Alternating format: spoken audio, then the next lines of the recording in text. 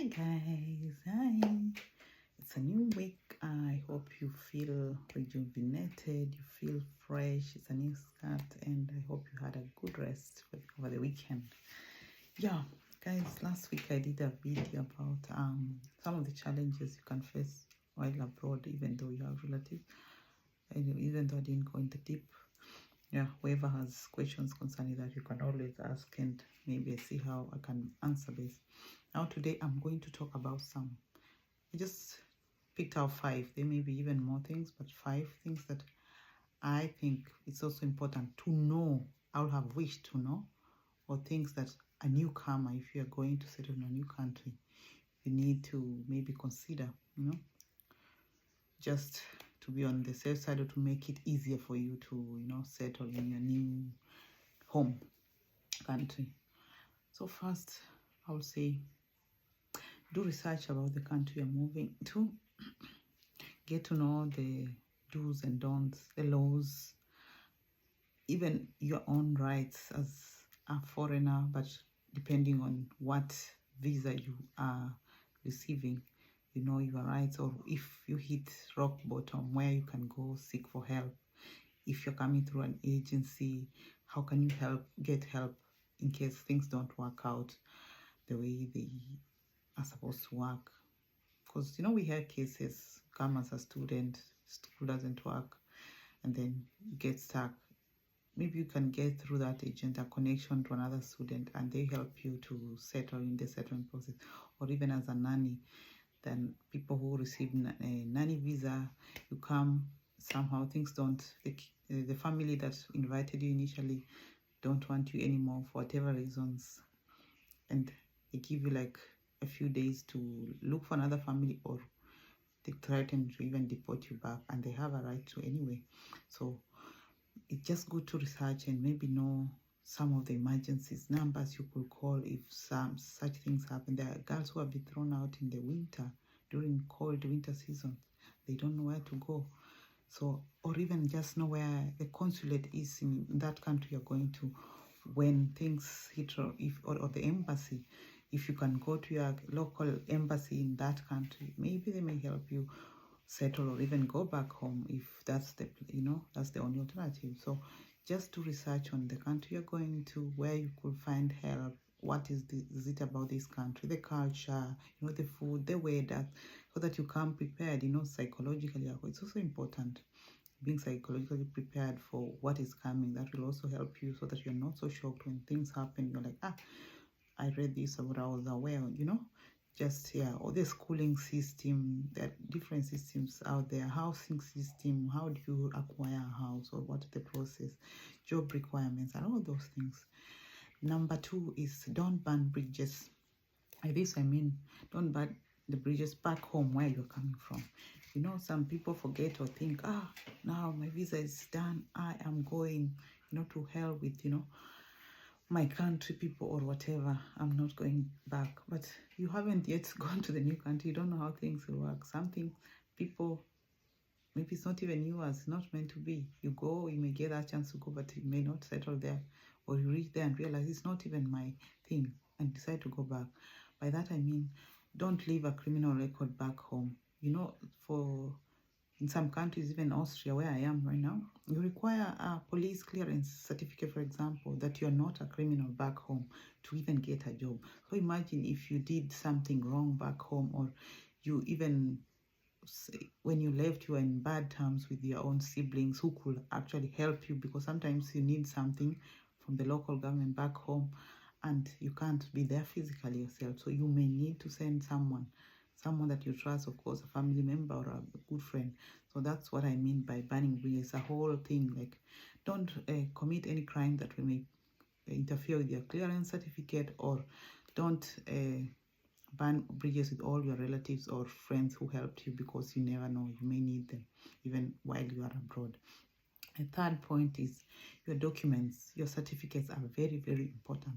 This is usually a very big challenge, or many people suffer.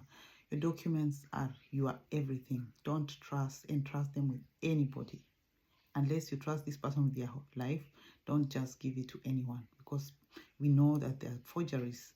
people do anything for money, or even to also want to leave the country. So they may have messed up themselves, they do not have them, and you give them your documents, you don't know them very well, and they disappear, and things happen. So just make sure your school certificates, your birth certificate, your ID, all those things, that you have them with you while you travel. Don't leave anything behind you, even your title deeds if you have properties.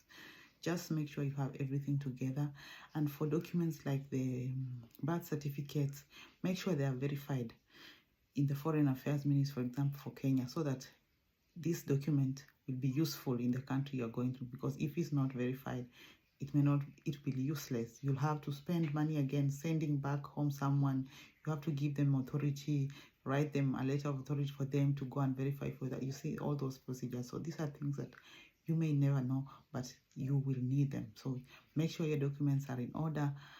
And by order also mean the names. Check that the names are the same. Your ID card, birth certificate, and your passport, make sure that, and even your school certificate, make sure that you have same names. Like, I know that like back in Kenya, I'm sure in many other countries, we usually have like 2-3 names, or a Christian name, a tribal name, and then a family name.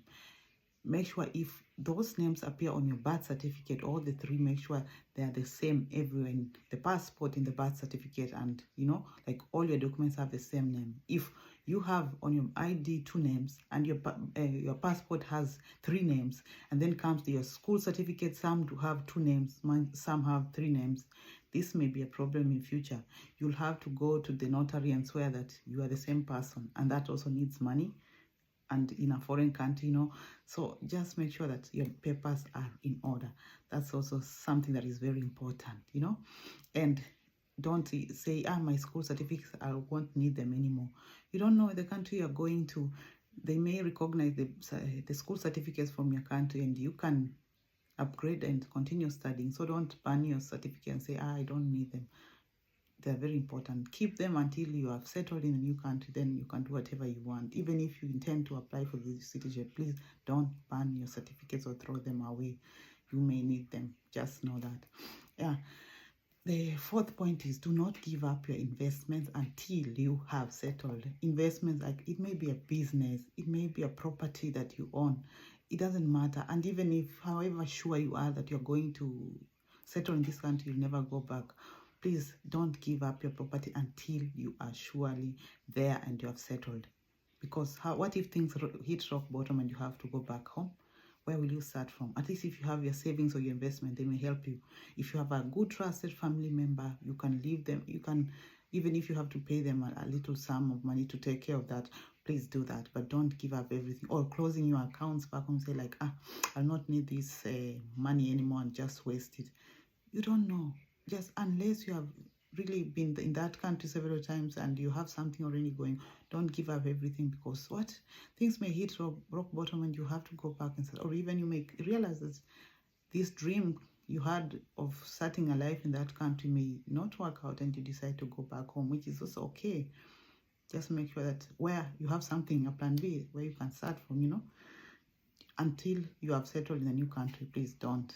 That's just something that I will also, even like M-Pesa, Safaricom, like in Kenya, Kenyans, you can still use M-Pesa numbers, our Safaricom numbers, even though we live abroad. I can still do a money transaction to my mom or my dad through my M-Pesa number, my Safaricom, number from back home. It still works. So just such things, your bank account back home, it may be helpful. You may need to send someone urgently money for emergency. If you have that money on your account there, you can do online, everything is online possible. You can use that money and send that person from the local bank, instead of doing all these transfers, which is also expensive or even needs more time. Yeah. And the last point for me is, never make any promises. Do not promise your relatives back home, I'll build you a house, mom. I will, it's good to have those dreams and wishes. We all humans, we want the best for people. So, but don't make anyone a promise until you have left, because you don't know, until you have also just, there are people who borrow, even take loans from relatives to enable their journey, it's okay. But you can give them, maybe give yourself a time limit of maybe 5 years. Say, I'll be paying you back in installments. Don't make a promise immediately I arrive there, within this time, this year or this month, I'll give it back. What if you don't get a job immediately? What if you reach and fall sick? What if the contract that you are promised doesn't get signed and you have to start again, new job hunting, or so many things can happen. So don't make a promise, even if you have borrowed a loan, or I don't know what you're promising to do for your parents, build them a mansion. Don't give any promises you cannot keep. It's best to go settle first, see how things are working before you do anything. Yeah, so I don't want this video to be further longer than this, but if you have any questions or anything to add on, you just comment down below there. And yes, see you on the next video. Thank you so much for watching. Thank you, my followers. I appreciate you, and thank you for your comments and everything, all your support. I appreciate you. I wish you a lovely week, and yeah, be blessed. Bye.